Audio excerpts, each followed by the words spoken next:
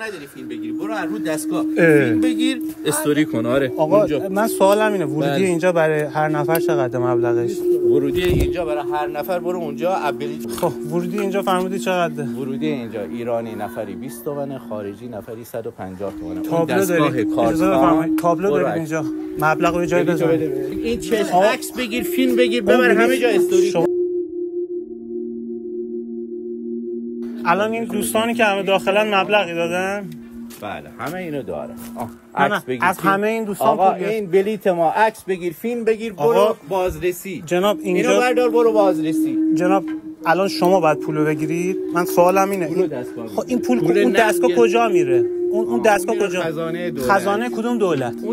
خب حرکت کردم خیلی وقته بالا جر بحثم شد با یکی واسطه بود دم در گفت پول بده، پول زور بده. من هر هفته دارم میام پول جیب کی میره؟ جیب دولت میره تو خزانه دولت. یه کارتون گذاشتن اینم ورودی. گفتم کو یه ورودی بهم نشون بده دم درب نوشته باشن. حالا ویدیو گرفتم ازش میرم پایین.